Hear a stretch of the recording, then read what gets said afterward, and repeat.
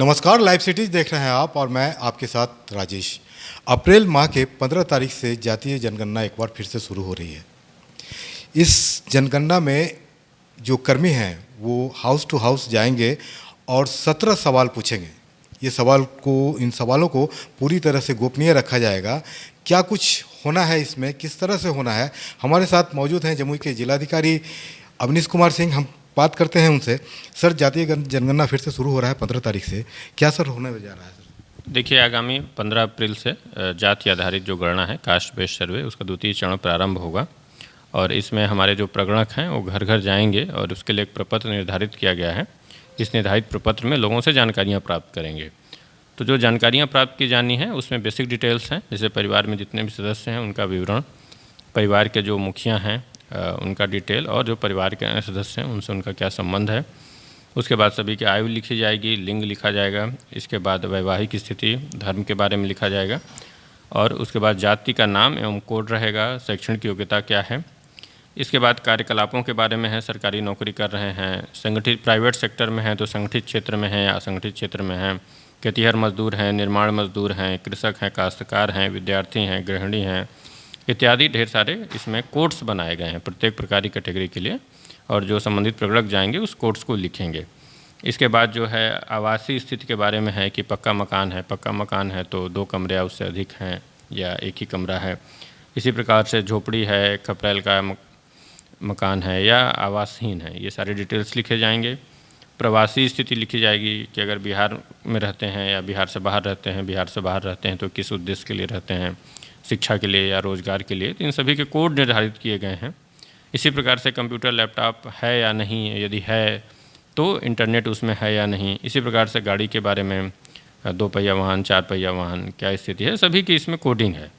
इसी प्रकार जो कृषि भूमि है तो कृषियों की कितनी भूमि है उसके क्षेत्रफल के हिसाब से कोडिंग है, उसका डिटेल्स लिखा जाएगा। आवासीय भूमि है वो कितनी है, वो भी उनको जो आवासीय भूमि उपलब्ध है उसके क्षेत्रफल के हिसाब से कोडिंग की गई है। इसके अलावा जो सभी स्रोत हैं परिवार में उससे उनकी मासिक आय कितनी है, तो मासिक आय की भी कैटेगरी बनाई गई है। जैसे 0 से 6,000 रुपये तक अगर है तो उसके लिए कोड 1 है और इसी प्रकार से आगे कोड निर्धारित किया गया है। और लास्ट में जो है आधार संख्या है जो कि ऑप्शनल है। तो इस प्रकार से ये पूरा ऑफलाइन प्रपत्र भरा जाएगा और इसका ऐप में भी एंट्री किया जाना है।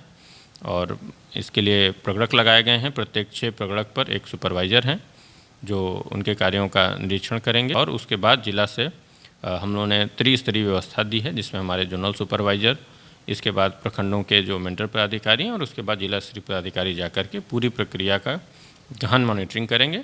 और हम लोगों का पूरा प्रयास रहेगा कि सरकार के द्वारा जो निर्धारित समय सीमा है 1 माह के भीतर इसका विधिवत शुद्ध तरीके से जाति आधारित गणना का कार्य हम लोग संपन्न करा लें। ये सर जो सवाल होंगे वो घर के मुखिया से होंगे या सर घर के सारे मेंबर से या अलग अलग तरह से होंगे सर? नहीं, सामान्यतः तो जो घर के मुखिया हैं उन्हीं से पूछे जाएंगे और किन्हीं कारणोंवश अगर घर के मुखिया उस समय मौजूद नहीं हैं तो जो परिवार के अन्य सदस्य हैं उनसे जानकारी प्राप्त करके और इसके सभी कॉलम्स को भरा जाएगा। घर में सर अगर 4 मेंबर हैं, 4 भाई हैं एक ही घर में, उनका सर भी इसी तरह से होगा या उन चारों से अलग? नहीं, जो इसमें प्रथम चरण हुआ था आप ध्यान देंगे तो उसमें सभी में नंबरिंग की गई है।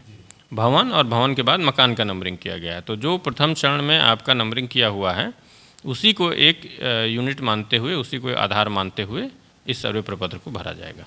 कर्मी सर जो पहुंचेंगे घर हाउस टू हाउस जो जाएंगे सर, वो सरकारी कर्मी रहेंगे या वॉलंटियर रहेंगे, किस तरह के सर? नहीं, इसमें हम लोगों ने सभी सरकारी कर्मियों को लगाया है और सभी को हम लोगों ने आईडी कार्ड भी दिया है।